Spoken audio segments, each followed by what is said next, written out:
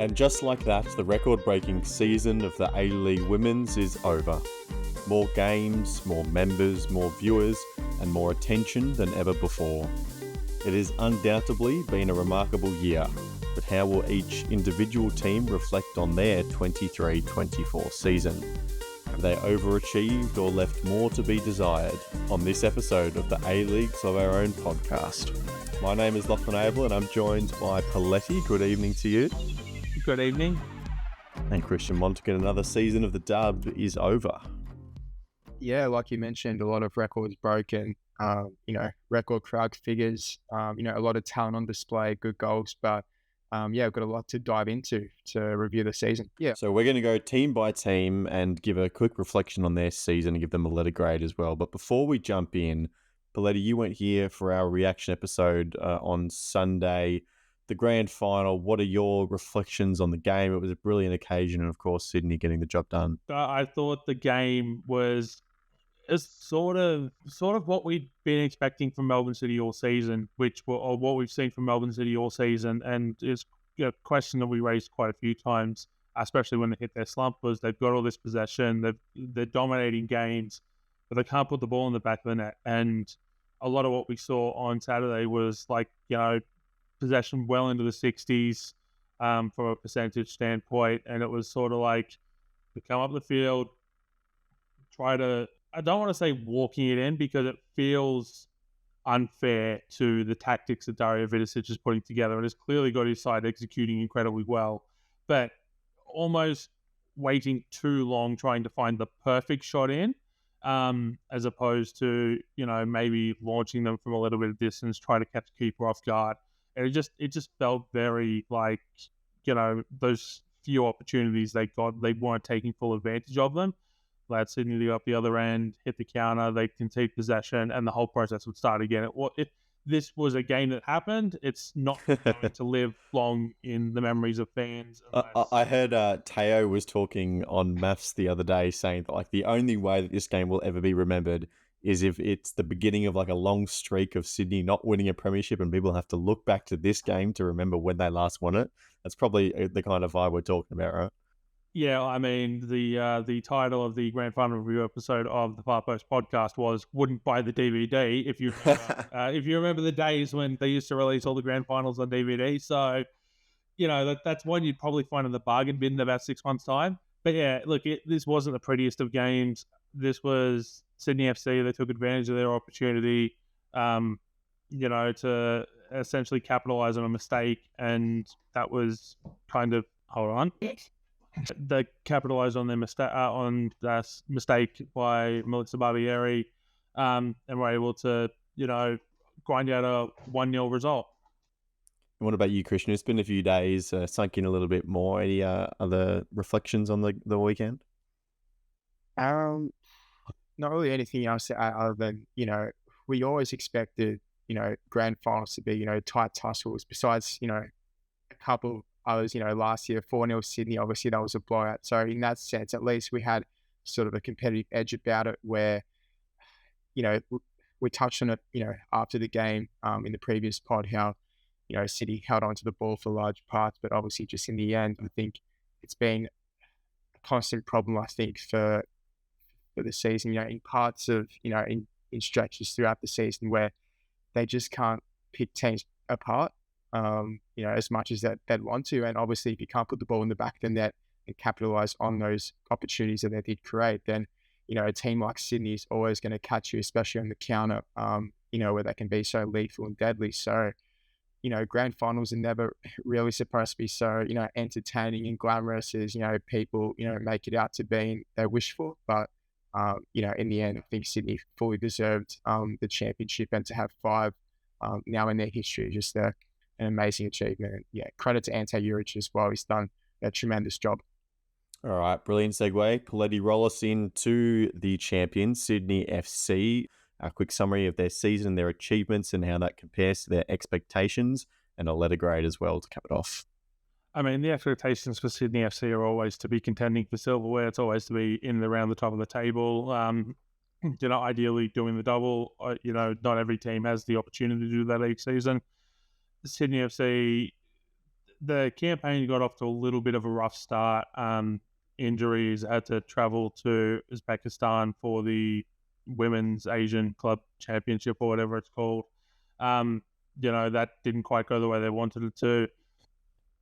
And then it's just sort of dealing with injuries, dealing with international call-ups. It was very much, great, we've got one player back. Then another player goes out. You've got players playing in all sorts of different positions. Like you lose that Tobin 60 minutes into your season. That's never a good sign for how things are going to go. And then to lose Kirsty Fenton a few weeks before the final series as well, it just kind of leads to this reshuffling of the way everything's going. You look at someone like Aideen Keane as well, injured, like she was starting some games. Fiona Wirtz, again, just barely played this season because of injury. It's just a very plagued season between injuries and international call-ups and chopping and changing. But Ante Juric found a way to get it done. And I think, given that he's found a way to get it done, you can only call this season an A+. I'll go one further. It's an A++. I could go A+++, but if I remember The Simpsons correctly, that was that was a little piece of something the Miss Hoover left on Lisa's paper. So, yeah, overall, fantastic season by Sydney FC. I have no sort of qualms about the way that their season went. From the long-term perspective, not winning the Premier's Plate, is probably the biggest blight on their season.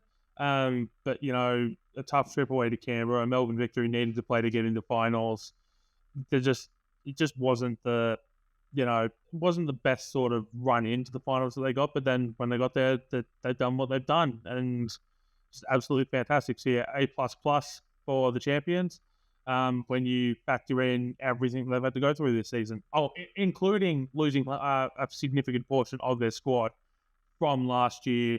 And they didn't get Mackenzie Horsfield back until round 9. And Ante Juric glowingly praised, her re-inclusion in the squad, and she's talked about it as well. And it's just, like, if she doesn't come back, then we're probably not talking about Sydney FC having won the championship. We're not talking about them being within a point of the Premier's Plate. Like, this is, that cannot be understated to how important that was. So the one blight on their record, well, two really. The first is obviously that 4-0 defeat to Victory on the final day that cost them the premiership, and that's got to hurt, Christian. The other is not progressing out of that AFC Women's Club Championship, if you can be very harsh, but that's a new experience for everyone. They're going to learn, they're going to qualify for that competition in the next few years. It is remarkable, Christian, considering the injury to Nat Tobin, their turnover in the off-season, they have had a remarkable year. And yes, we know them as this team that's now reached 7 grand finals in a row, but they haven't done it easy like they probably have a few seasons ago. Yeah, if you want to nitpick, probably, their performance in Asia is probably a bit of a disservice to, their season. But at the same time, if you would have told them before the season started, they're going to win an A-League championship, and they'd take that every day of the week. And, to make 7 consecutive grand finals, I mean, at the end of the day, something's got to give. It's very difficult to play, multiple competitions and keep up that same standard intensity. And obviously, we've touched on it before, the players that they've had missing. You mentioned Lockie, Tobin, having done an ACL, having to miss the whole season, basically the leader of the team, going absent. So that's, obviously a massive hurdle to overcome there. So the amount of adversity they've overcome and to come away with a championship, obviously you have to give it a massive success this season. Poletti, can I work you down to an A flat just because of that missed premiership? No, that would be an A++. No, we can't have triple pluses and 4 pluses. No, it's A++. Okay, Poletti's refusing to get with the system. You told me pre-recording that we had to give a grade, and I've chosen Sydney FC. I've been given. Yes, but the grades finish at A+. That is the top grade you can get. Okay, if you want to give more than that, you're being superfluous. Fine, we'll go A+ then. Okay. I'm still trying to wiggle you down, but if you're set on that, we'll leave it there. Victory's 4-0 win puts Sydney down to a C+, I reckon. Miss Silverware. Remind me how Melbourne Victory season ended. Trophies are what counts, right? You only got one rather than two. So maybe it's 50%. Anyway, let's move on to the runners-up.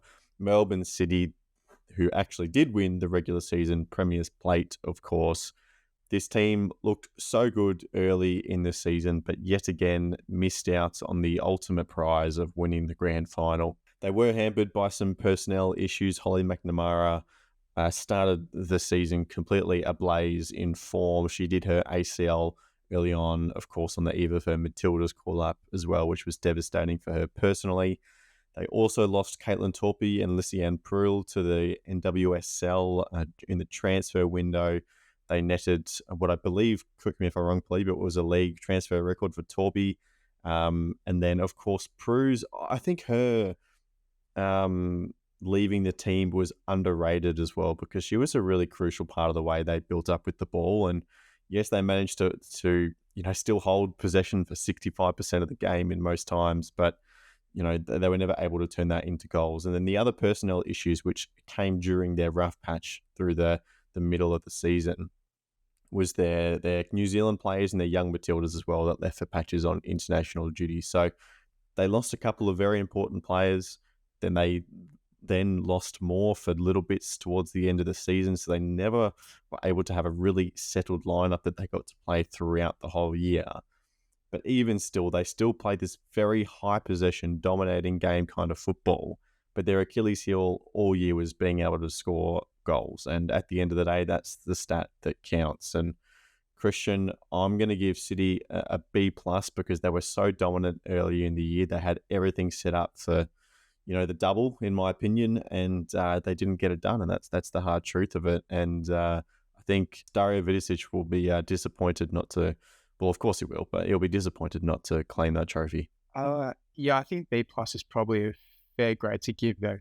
I think given the resources they have, their disposal, the talent, I think, throughout the podcast this year, we were saying, City look absolutely unstoppable. No one's going to stop them to the championship. But then obviously, later on in the year, they did suffer a few stumbling blocks where, to their credit, they did overcome those and, obviously made a grand final under Vidicic, his first grand final as a coach. So hats off to him. But, at the same time, they were definitely expected to win the championship, especially, how well they were playing, the exciting football they were displaying, week in, week out, besides those few blips throughout the season.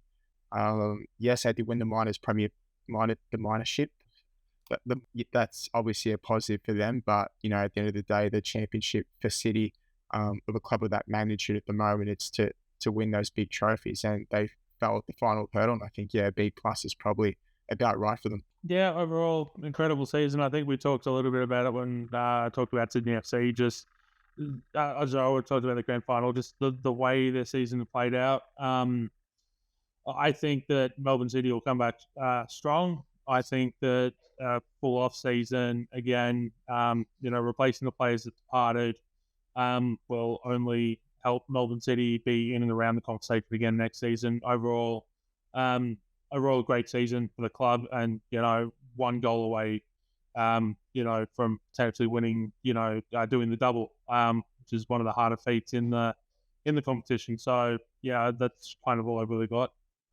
Yeah. All right. Well, we have a couple of guest appearances on today's episode as well. First up is Will, the Central Coast local, for a quick review on the Mariners. Yeah, well, I think it's safe to say that the Mariners definitely had a strong return in back to the women's competition, and there just seems to be such a cohesive plan throughout the entire club, and it's good to see that that's definitely carried through to the women's team, and they share such strong narratives between both the men's and the women's team. It's really symbolic of the club, and I think what people on the coast just really love to attach themselves to. So I think it was absolutely a smashing success for the first season after their long-awaited return. The women's team, they face a lot of the same issues that the men's team do in the resources, and just it's good to see a cohesive plan throughout a club, and thematically the narratives all line up, and it's just so easy to fall in love with them again. And awesome to see also breakout seasons for a lot of the players. So Peter Trimmis with the Young Matildas heroics throughout the season. Bianca Galich and Izzy Gomez sweeping up a lot of the awards and just having great seasons in the middle of the park for them. And I think maybe expectations at the start of the season might have helped a team returning to the league, a professional league, after kind of so long out is I don't know, the weight of expectations probably not on them, and that probably helped them perform freely in the end and get as far as they did. So yeah, nobody really had them to go this deep so early into their journey of having a women's team again.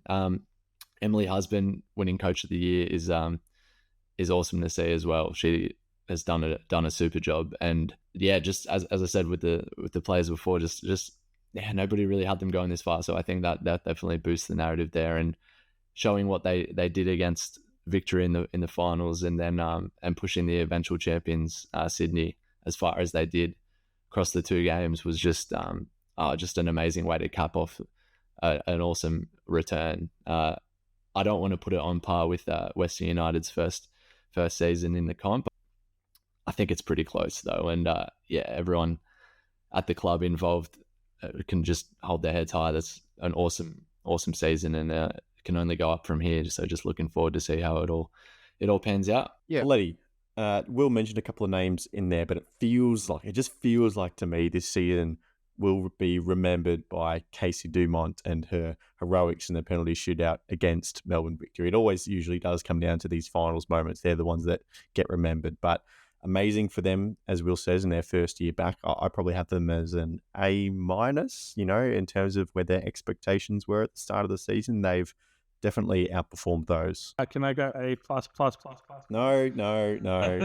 Come on, rein it in. I think I agree with you. It's definitely an A. I think. Sorry, you said A-. Yeah, that's A-. I think the fact that they come in, that they did have a long time to prepare, but the way that this team gelled together so quickly, the way Emily Husband's put them together, absolutely fantastic. We saw some standouts. Peter Trimmis, as well mentioned, who got moved to a scholarship contract, I think, not long into when the season started. Just the way that the squad came together was absolutely fantastic. I can't really say much more other than how good of a season they had. All right, let's move on to the Newcastle Jets with Chris McPherson. Well, what can we say about the Newcastle Jets dub season? At times, it looked like it was careening off track. There were glimpses of absolute brilliance. One thing that was for sure was the fact that the attacking philosophy flowed through from Gary Van Egmond to Ryan Campbell when he stepped in. The signing of Serena Bolden and Melina Ayres proved to be masterstrokes for the team, and it ended up being the key pieces that steered them into week 2 and 3 of the finals and a 2-legged playoff. Disappointingly, they fell behind 3-0 in that first leg and then had to go all-out attack, which backfired to lose the 2-leg playoff 6-0. Lots of positives out of the season. It'll be great to see them building on what they have this year, not only with that attacking mindset, hopefully with some new owners, but also with some of the young players that we've seen more and more exposure of this year, the likes of Lara Gooch, Claudia Chico, Emma Dundas, and a number of others.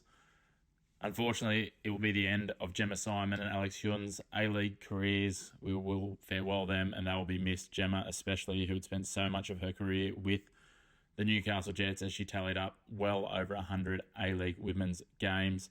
Some positives to finish the season: Cassidy Davis scoring goal of the year. It's hard to believe that she went so many years in her career without a goal. But it's been a positive year. They finished 6th. They got through to the last 4. Lots of building blocks heading for next year. Hopefully Ryan Campbell will still be at the helm. I think he's added a real fresh air on top of what Gary Van Egmond already did in laying the platform. And hopefully the really strong crowds in both Newcastle and Maitland at their home games will continue to come out. It's a positive season. Could it have been a little better? Yes. I think they had the capabilities to maybe rattle Melbourne City had they approached it a little different in the first leg. But again, could have, would have, and should have. Hats off to the Newcastle Jets for what they've done under duress, under really confusing times for those who are trying to work behind the scenes at the club. And on to bigger and better things next year, and hopefully going back to back in terms of finals appearances and running deeper into the dub. Christian, of course, Newcastle Jets still, as we record, not quite with owners yet, but positive signs for them moving forward. And it feels like that's what it's been for the women's side this year. It's been a year of optimism. You know, the signing of Sarita Bolden was obviously a masterstroke. She's been one of the best players in the competition, despite missing out on the first few rounds. And they managed to claw their way into finals and even through to a semi-final as well. That's got to be a good result. Yeah, you mentioned all those positives, and for me, it's striking how that's even happened with all the ins and outs that's occurred this season. You know, a change of manager, is hard within itself to deal with. But then, it's out get Serena Bolden, midway through the season. Emily Van Egmond, obviously, she played for a few games and had to leave the league. So, I mean, yeah, there was quite a bit of ups and downs throughout the season, but to come through and play, as Chris mentioned, the sort of attacking philosophy and that exciting brand of football that, we all enjoy to see. That's basically what got them into finals, really. The goals they scored, the combination play, they were just really impressive all through. And then obviously Serena Bolden was the real story, the catalyst really, carrying the team on her shoulders, especially throughout that second part of the season, to get the Jets into finals. I think the only regret that I have is, that two-legged affair against City. I think, as Chris mentioned, if they approached it a bit differently, maybe, focus a bit more defensively on it. Getting smashed 6-0 like that is never a good memory to have, looking back on the season where there has been so much positivity. But besides that, I think, there's definitely a lot of building blocks to sort of build on for next season. Where are we sitting? Around a B+, perhaps? I'll go for a B+. All right, Poletti, roll us into Western United. Well, speaking of the Newcastle Jets, it seems like the next best place to start, given that Western United's campaign came to an end at the hands of the Newcastle Jets in extra time down at the Tarnate Regional Football Facility. I think that's still the same. I'm not sure. It could have changed sponsors. It could have changed 30 different times by now, such as the state of Australian football. Look, starting this season with Mark Torcaso, and then losing Mark Torcaso after about 3 weeks to a full-time job with the Philippines women's national team. Bringing in Kat Smith, who herself had looked to start the season with a different team, departing the Wanderers only a few days before the start of the season. Yeah. And Kat Smith's done a bunch of wonderful things with Western United, had them 5 straight or 6 straight wins at one point, top of the table, and then, as was the case with a couple of other teams, the injuries just sort of started to pile in. No Adriana Taranto, who did an ACL, Chloe Legarzo, I think had some sort of hip or rib or some sort of injury around the abdomen area, I want to say, off the top of my head. And then it might have been a calf, some sort of injury.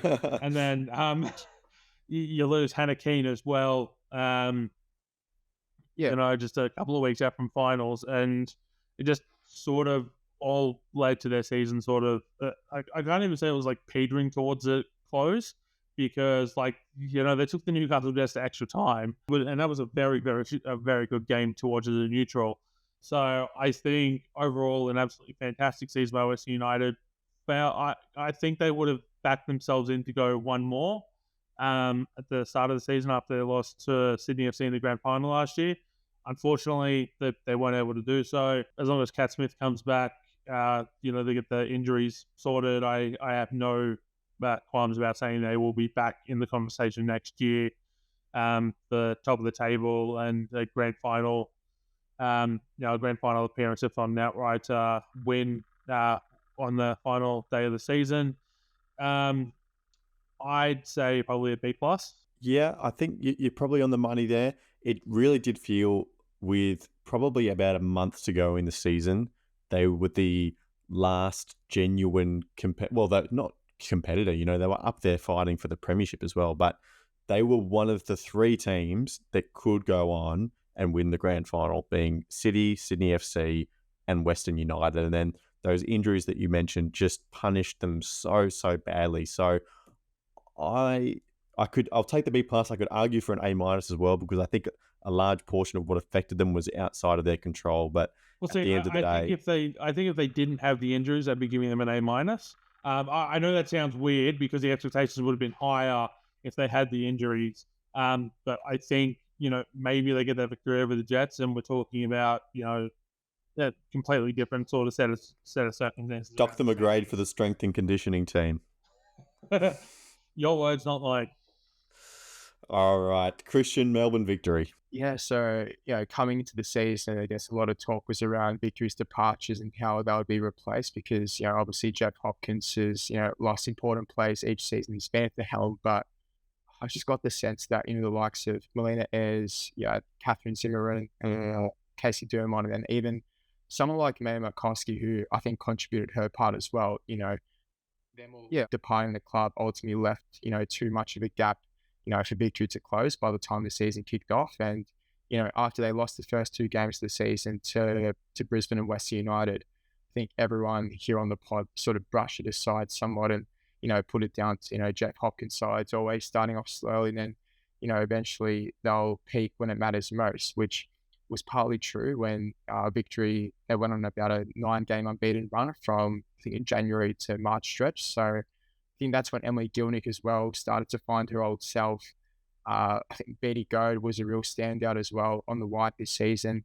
Obviously as well, Kayla Morrison, again, leading from the back, having another sensational season to, the extent where Tony Popovich, recently praised her after winning the Victory medal, admitting that, he uses her as an example to the rest of the men's squad. So the highlight, I think, without a doubt, was probably the 4-0 away win against Sydney on the final day to secure finals, at the expense of, their bitter rivals claiming the Premier's plate, which, definitely made the league, I think, stand up with fear and take notice. But, in the end, it was ironic how, Casey Dumont, had the final laugh, what was the difference in the shootout. Obviously, former Victory goalkeeper in her own. She's obviously been amazing for the league. So overall, I'd probably give him a C+ grade because I think anything above that I think would be a touch generous considering the standards and the expectations set at the club. What they're capable of, with one of the best coaches in the league alongside Ante Juric. So I think Emma Checker as well, have to give her a shout out. Retiring at season's end. She's, been a terrific servant for the league with 2 stints in the Victory. So I think her experience in general will just be missed in the locker room for them as well. And, I tried to vote for her in the All-Stars team, but hard apparently. So I'll do the Victory a C+. We need a trip to see the Wizard, apparently. Poletti, you look like you want to say something. I just think, given the expectations for Melbourne Victory to go out in the manner they did, to the keeper who they let go because of whatever reason, depending on whose story you want to listen to, I almost think the season, relative to their expectations, and this might seem like I'm being a little bit harsh, like I'm floating between like a D and a C-. I think a D is probably way too harsh. But I don't know. I think just the club's expectations would have been a lot higher than a week 1 finals exit to Casey Dumont. Because make no mistake about it, it was a week 1 finals exit to Casey Dumont, not to the Mariners. It was. Put it this way: was this season's squad better or last season's? Which ones would you take? I'm trying to remember who was in last season's squad. I've got to be honest. There's been so much turnover. We could be here for an hour. I think I'll go C-. I think C- is probably a fair grade for me. Yeah. I'll meet you there at C-. And look, I think it's been a season of mediocrity for Victory, and yes, they made it into finals, but their expectations are higher than that. And I know we talked about this at the time, but I still can't get over the fact with the Casey Dumont shootout, just how tangible and quantifiable the result of that contract, decision was. And you sign her, she's not there to play against you, you win that game. You release her, she gets picked up by a rival club, and she's the direct reason why you're out. I think it's a very, very poetic exit there for the Victory in that sense. Let's go to the first team to miss out on finals, Poletti, the Western Sydney Wanderers. So the Wanderers, I think it depends on which sort of lens you want to, frame their season through. If you frame it through the lens of how close they got to the finals and then missed out because they couldn't secure a result against Wellington Phoenix, who I believe had already been eliminated by that point, then Yes. this season is, somewhere around a C, maybe even a D. I think if you frame it through that lens, given, hindsight's a wonderful thing. If you look at where they started the season with getting rid of Cat Smith on the eve of the season, or, Cat Smith departing the club, given that we don't know the story. How many times have you made that correction this year? Way too many to count. Cat Smith departing the club on the eve of the season. They bring in Robbie Hooker, who hasn't coached at this level for, donkey's years. Was found at some, I think it was a members conference or something, basically said he hasn't been watching the league. He doesn't know who half of his players are. It very much seemed like a job for the boys sort of vibe the way he came in. And yet he's got Sophie Harding playing incredibly well. Broke club records. Literally almost looked like they were going to make finals and just fell away at the end. The last time they made finals, Denise O'Sullivan was at the club. 6 or 7 years ago. I've lost count of when that actually was, but it was a long time ago. A lot of things have changed. And so, if you look at, the last couple of seasons, it's just been exponential growth on exponential growth the way this season's gone. I think a lot of us all sort of got a little bit confused when they weren't bringing back Serena Bolden, given how much she, vitalized that side when she arrived in January of last season. And yet, I don't know, it just seems like a lot of sort of open doors, closing doors moments have all sort of worked out in the Wanderers' favour, which is not something we usually say when it comes to the Western Sydney Wanderers. I think when you look at it, if you look at it through that perspective, I think you have to consider this season a B+, well above expectations, well above, sort of everything that you've come to know and love, or hate, depending on what perspective you want to look at it from the Wanderers. So yeah, I think overall, I think it's a B+, and I think that if they can take this off season, they've already started building towards next season. There's been some key signings already, and sort of take the building blocks of this season. Top 6 is definitely well within the question for the Wanderers next year. Yeah, I'll meet you there at a bit. What did you say? B+? Yeah. B+. I'll meet you there at a B+. I think, Sophie Harding has clearly been the success story for the Wanderers this year. As you say, breaking club goal scoring records, winning the Julie Dolan medal, traveling to Melbourne and not knowing that she won the Julie Dolan medal was a funny moment. But yes, congratulations to her, maiden Matilda's call up as well. And a year of progress for the Western Sydney Wanderers. All right, Christian, let's go Wellington Phoenix. Yeah, so I think, after winning their first 4 of the 5 games this season, I think, a lot of us were thinking, this team's going to be a real dark horse this season to, compete for a finals berth, which, considering, their previous inexperience in the league, somewhat maybe of a shock. But I think that all came down as well to, the work done by Paul Temple, who I thought really galvanised the side. We mentioned how much respect we had for him, for his honesty that he showed on social media, his regular updates and posts to, give a raw perspective to the fans, which is, very rare to see nowadays in the modern game. So that was great for him. But in the end, ultimately, I think it was just down to, running out of steam, in those final few moments, final few games of the season where, they play with such high intensity and energy, which you did see for that first half of the season, but you saw it sort of dwindled down. It dropped off, rather significantly, which was, a real shame because, we did want to see, another sort of underdog story, this season, making top 6 and, perhaps going a bit further, like we saw with the Mariners, for example, which is definitely possible.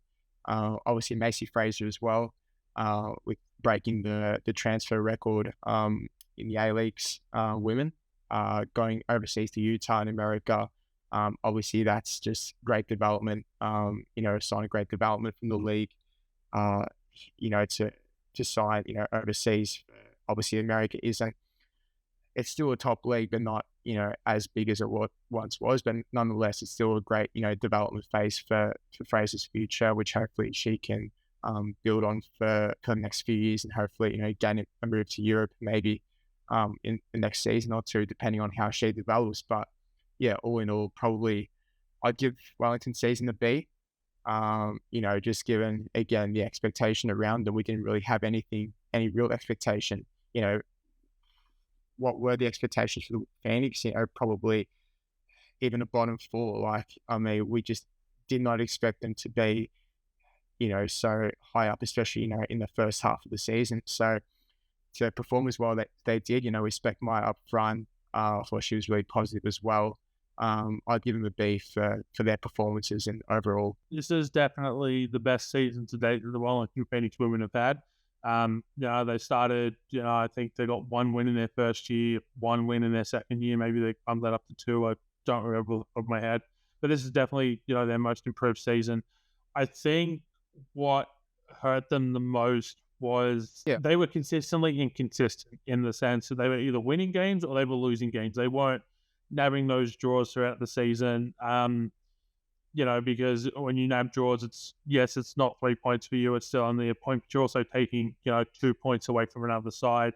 If you can get those against the likes of a Sydney FC or, a Melbourne City, or, maybe things are playing out a little bit differently in terms of their top six. A lot of good things to build on here.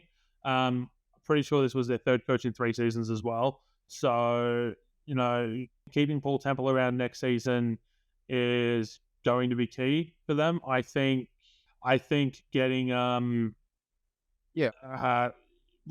they do with their lineup as well. Like if they can bring back most of the core squad, I think that'll work well as well. I'd be fascinated to see what happens with Lily Allfeld.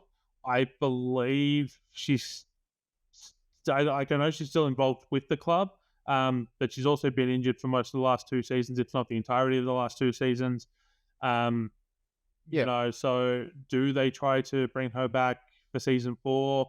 Do they look to go elsewhere? Do they look at giving Brianna Edwards, the number 1 role as a goalkeeper, and maybe have Lily Allfeld as an option off the bench? I have no idea what way they're going to go with that. And I think building from the back out and sorting that out all gives some sort of indication as to how Wellington's season is going to go next year. All right, well, let's move on to the Brisbane Roar, whose season is an interesting case. It's almost defined by one particular inflection point, and that is when Gareth McPherson was relieved of his duties in November after 2 wins to start the season. Perhaps that was a little bit of a false dawn. They didn't win again until January, which leaves plenty of question marks around that decision, why they chose to get rid of Gareth McPherson and bring in Alex Smith. It's never quite been settled. But, they played all right towards the end. They were never really in finals contention after that dip towards the end of last year. But they had wins over City and the Wanderers towards the back end that were notable performances. And, of course, the individual outings of Tamika Yallop and Sian Fryer were particular highlights, the latter earning her maiden call-up for the Matildas as well. Poletti, there probably wasn't a whole lot of expectations around the Roar. They didn't go a long way to dissuade any of those beliefs, but given, I don't know, perhaps the first 2 games is looking too closely at that and setting the precedent for where they should be, but I have the Roar around a C. I think, again, they weren't probably expected to do too much, but they probably even fell short of leaving themselves in with a chance. Yeah, I think this is going to be a season of what ifs for the Roar. I think I mentioned, this whole idea of sliding doors moments with the Wanderers. I think you'd probably ask the same questions about the Roar. I think this is a case of they'll be back better and stronger next year. And we'll probably be contending for the top 6 again, maybe in the lower end of that top 6. Yeah, I tend to agree with you with the C. Anything from you, Christian? I mean, the start of the season looked promising after that win against Victory, but I mean, given the expectations, I mean, what expectations did we really have of Brisbane this season? I'd probably go along the lines of maybe a C as well. Just around that border, maybe a C, not a C plus, but C minus, just around that borderline range, because again, there were just no real sort of expectations around the club. So yeah, I'd give it that. All right, let's head over west to the Perth Glory. Like the Wellington Phoenix that we talked about before, a team that had such a good start to the season, came out so strong. 5 wins inside their first 7. They did have a lot of home games at start, which potentially helped, but it did include an away win against Melbourne City as well, which is, I think, the game where we all started to say, okay, Perth are real here. And, how wrong we were really in the end, tipping them for a deep run in finals that never came. The goals just dried up, really. It's as simple as that.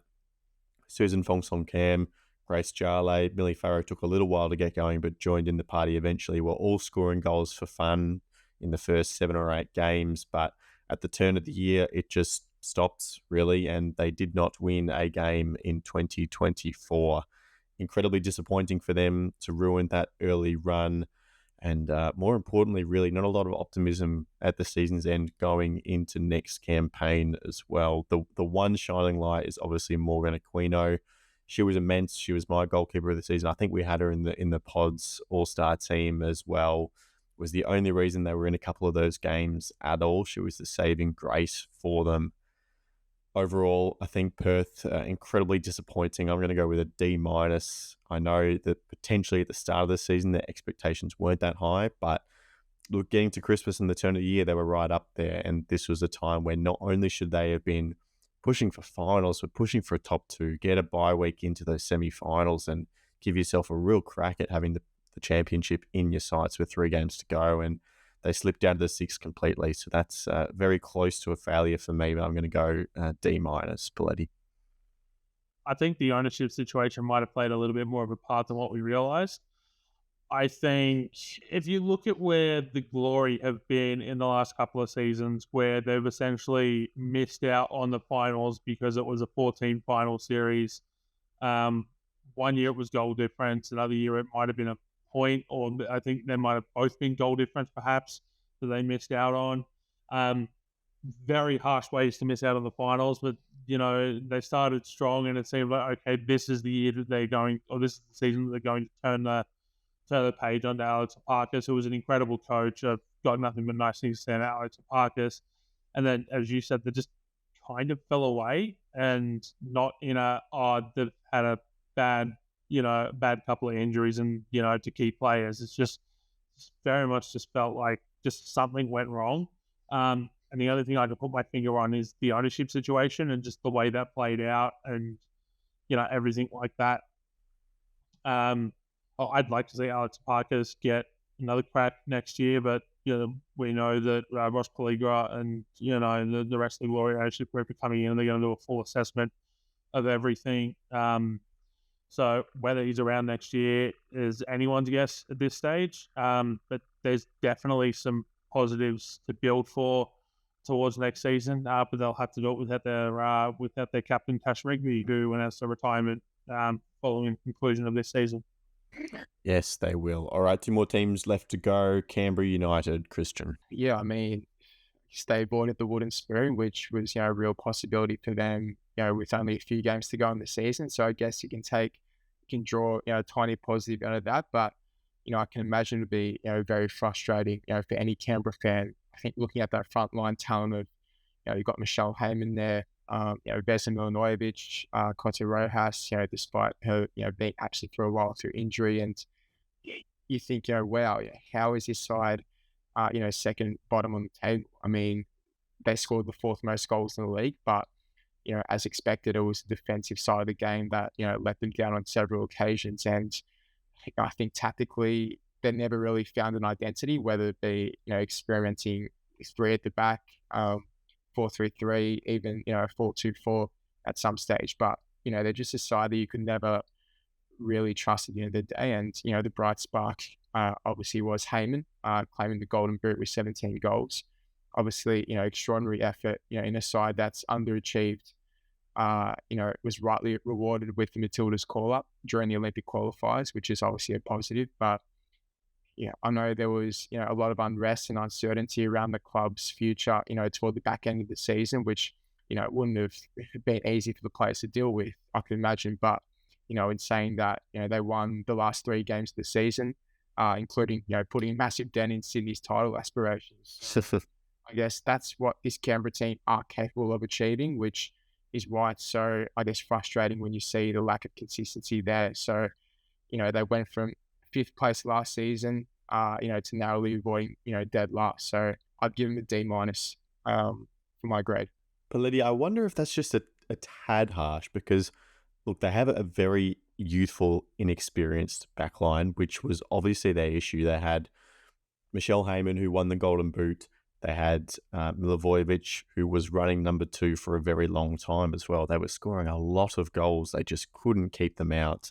Of course, a couple of personal highlights. Heyman did win that Golden Boot, but also got her 100th goal in the league. That was an amazing day. As Christian said, they had this ownership crisis towards the end of the season, which can't have been easy, but they got through that as well. And we do know that the club is saved and will continue next year. I guess, we've talked about Perth Glory and the Newcastle Jets as well, having to live under that ownership cloud almost to just get through the season. As dark as it sounds, is almost a positive for the club. So there are a couple of key points for me that sort of stick out as to how Canberra seasons were going to turn out. I want to go all the way back to the opening game of the season. Adelaide United 4, Canberra United 4. And I think that says it all, where they were going to score, but they were going to concede. Except for the fact that they didn't quite concede as much as one might have thought looking at that game. And that's going to lead to my other point, where they were still in finals contention for quite some time mathematically, even though they were quite low on the table. And you mentioned this idea, a youthful, inexperienced backline. Youthful, yes. Inexperienced, no. Sasha Grove, Chloe Lincoln, Tegan Bertolicio, losing the 3 of them to the Young Matildas at such a... You can keep talking, it won't overlap. Yeah, okay. Losing them at such a key point of the season when, they could have been primed to make a run towards the finals. They were still well in it, and a couple of results go their way. They get a couple of wins. They're right there competing in sort of that 9th, 8th sort of spot, and then you get a couple of other results go your way. But losing those 3 players for a couple of weeks, the international duty in the middle of the season, just absolutely sort of crushed any sort of comeback towards the finals that they had. Strong finish to the season. Next year it looks like they're going to have to do it without. Perhaps you get a transfer to one of the Nordic countries. I don't remember which one. She's up in that part of the world. A lot of positives to build on next season. Given that we know the club's going to existing, they need to build this around. Or maybe not build the side around, but definitely, from a marketing perspective, build everything around Michelle Heyman, try to get more people through the gates, and then just, kind of keep a lot of the squad together that was there this year. Maybe maybe you're going to lose 1 or 2 players, Sorry. Maybe you're going to, lose 1 or 2 players, bring 1 or 2 in.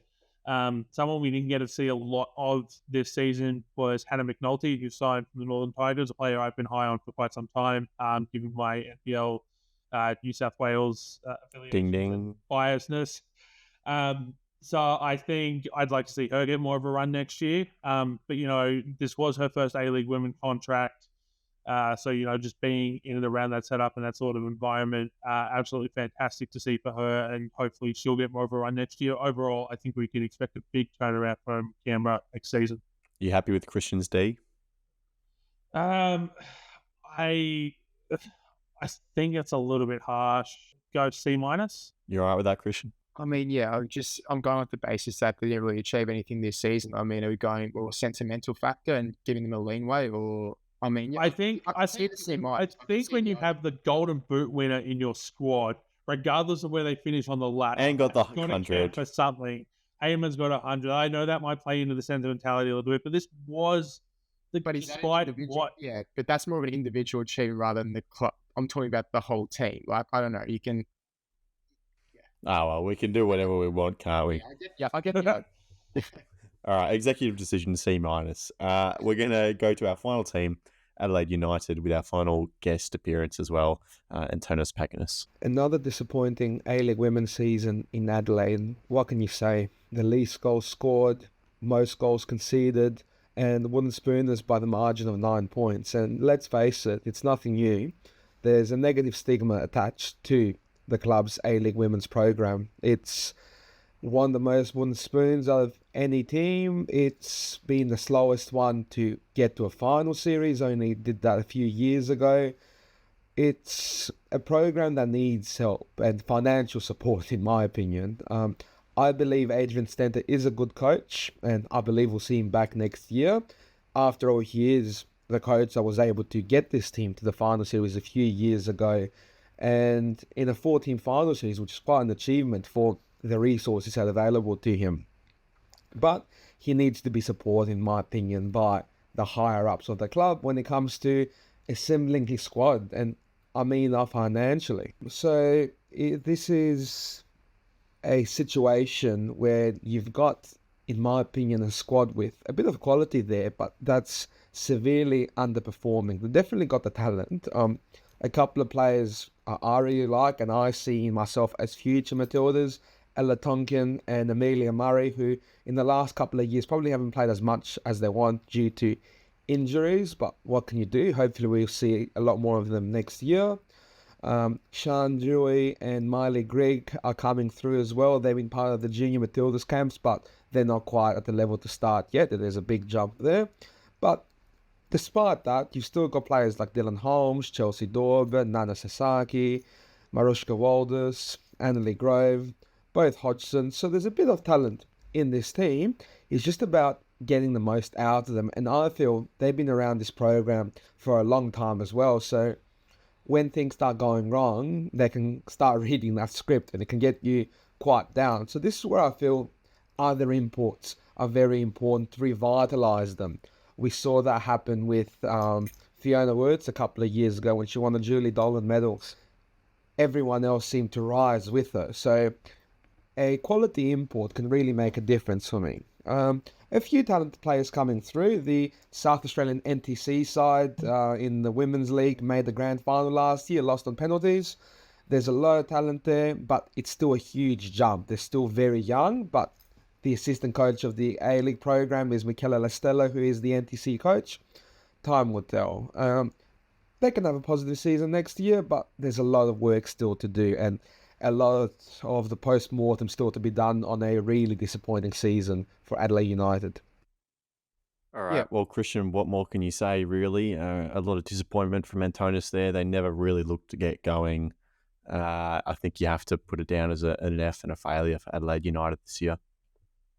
Yeah, definitely. I think, the 8-0 defeat to Newcastle towards the end of the season sort of summed it up, really. The defensive effort, some of the commitment, especially towards the end. I mean, yes, obviously it had no chance of making finals, but at least show that effort, that determination, the willingness to want to be there. I think that was probably most disappointing for Adelaide fans to see. But I mean, it's just back to the drawing board in the off season for them to build on, I guess, a long-term project and to start competing again for final spots. And I feel Antonis, hit the nail on the head really with what he said. They do have talent at their disposal. It's just how they make the squad cohesive, the team playing football and, getting on the same page, not just with the squad, but, with the hierarchy as well. And, like I said, just creating a long-term project. That's, I think, what it comes down to really if they want to, find success in the not so distant future. And throwing some more ideas of stigmas around as well. Dangerous territory for Adelaide United. Very, very dangerous territory. For me, much like Canberra, I want to go all the way back to the start of the season. Adelaide United 4, Canberra United 4. Yeah. If they win that game, if Adelaide United win that game, we're probably talking about a completely different season. Get that one on the board early. Yeah, even if it's just a 4-3, you find a way to win a close game. To ship to start your season, regardless of how many you put in the back of the net at the other end, and not get 3 points is harsh. and just very demoralizing for, as Antonis touched on, a bit of a youthful squad. I mean, look, for me, I'm going to remember two things. Actually, I'm going to remember two things about this Adelaide United season. I'm going to remember their gorgeous Pride kit, especially the goalkeeper one. And I'm going to remember the debut of Grace Wilson, the first openly non-binary player in the A-League. Getting their debut, coming on as a substitute in that 8-0 loss to Newcastle. Very personal one for me. But yeah, those are the two things I'm probably going to remember most from this Adelaide United season. All right, there you go. There are our 12-team reviews for the A-League women's season.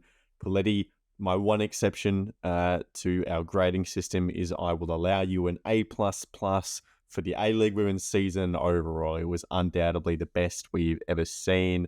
We got a few more stats in the last couple of days. Grand final audience reach was 279,000 on TV, biggest for any A-League women's game ever. That's outstanding. In terms of some seasonal figures as well, the average minutes viewed on 10play was up 112%, cumulative minutes on streaming 185% up, TV hours consumed up 133%, season tickets is the big one, 611, of course some Liberty passes in there as well, and then crowds turning up week in, week out, 108% increase overall year on year. Exceptional numbers, guys. It's been an amazing year for women's football in Australia on the back of last year's World Cup. And of course, we've got it all to do again next season and hopefully a Women's Asian Cup coming up in the next few years as well. It's been terrific to talk about it with you. Let's hear your final comments and reflections on the season as a whole before we sign off for the season. Yeah, obviously, coming off the back of the Women's World Cup, we wanted to see growth. We wanted to see, crowds increase. Obviously, we've broken heaps of records. So, obviously a positive there. Again, congratulations to Sydney FC, to make 7 consecutive grand finals and, to win a 5th championship, which is unbelievable achievement. So hats off to them. And yeah, just to see a couple of underdog stories like the Mariners and even the Jets to make the semi-finals where we didn't really expect to see, that sort of standard from them. It just shows the quality and depth within the league, which is great to see. Even the likes of the Phoenix and the Glory. If they pick up 1 or 2 pieces in the off season, they too can create their own underdog stories. So yeah, it'll be a lot of interesting stories next season unfolding. We'll keep an eye on the transfers and the ins and outs and whatnot. But overall, it's just been a really positive year and obviously been a pleasure to talk dub with both of you. Yeah. Look, for me, absolutely fantastic season. I think, as I said this to a few different people before the start of the season. My biggest concern coming in was that, we've got the hit of the Women's World Cup. Everything's gone spectacularly well.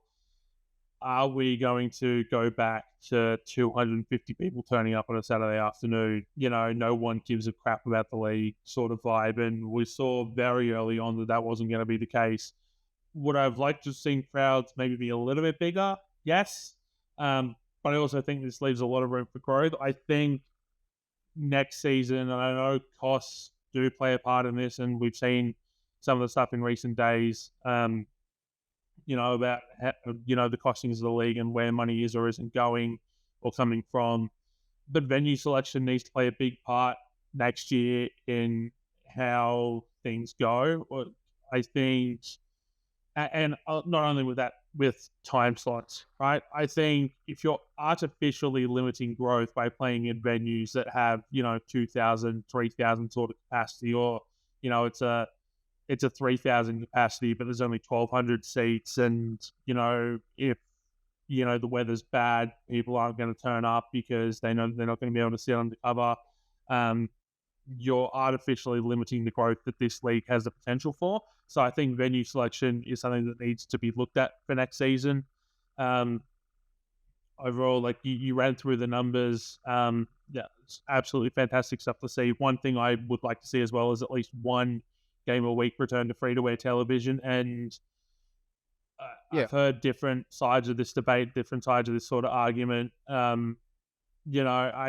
know that the 10 play thing, and I've talked ad nauseum about that as well. If you're in regional facilities, sometimes even in metro areas, the NBN isn't the greatest to be trying to use, an average at best streaming service. Like I live in Sydney's out of suburbs, and I struggle sometimes to get access to 10 Play and have it running properly. And I've got, one of the, the top level of NBN internet connection that I'm supposed to be able to have. So that I think goes into it. But it's not only that, when you put the product on television, it's the production values that come with that. And giving the league the respect it deserves by the high quality production. We saw it round 1 of the season, that Sydney Derby, full production, 10 out of 10, no notes. We saw it during Unite round, again, the second time in the season it was on television. So we've gone from October to January between television appearances, proper production, and then we got just the third appearance of the season on television, because the Central Coast Mariners men got stuck in Kyrgyzstan. And then for the fourth time of the season, it was the grand final, and it was absolutely fantastic. But each time for those who watch most games every single week, you just saw the stark difference in production qualities that go between us. And it's something that the league needs. It's something that the league deserves. Now, I don't know what the television contracts look like, but if there's any way to get the dub back on free-to-air once a week, so that we've got that high-quality production, even if it's only for one game a week, it's what the women deserve. It's what the fans deserve. It's what the viewers deserve. That's kind of my, not to end on a negative, but that's my biggest thing I'd like to see going forward to next season that we didn't get to see this year outside of, 4 games. Overall, love the dub. Long live the dub. Get around the competition again next season, because it's only going to get better from here. Absolutely. No, well said, Poletti. We've come a long way, especially off the back of this World Cup. The numbers have been very promising, but there's still a long way to go, of course. Well, that will do for this episode and this season of the A-Leagues of our own podcast in terms of the Women's A-League. Of course, we've still got a massive off-season in terms of the Matildas. We've got the series against China before we send them away to Paris for the Olympic Games. We'll be covering all that on this podcast. And, of course, we still have a few weeks left of the Men's A-League season as well. But Christian Montegan, thank you for being here for our review today. It's been a pleasure, not only today, but for the whole season. Can't wait to do it all again next season. Absolutely. And Poletti, another year of the dub is down. Thank you. Yes, indeed. And I can't wait for next season already. Absolutely. All right. We'll be back on Tuesday for the first leg of the A-League men's semi-finals. But thank you all for listening. Goodbye.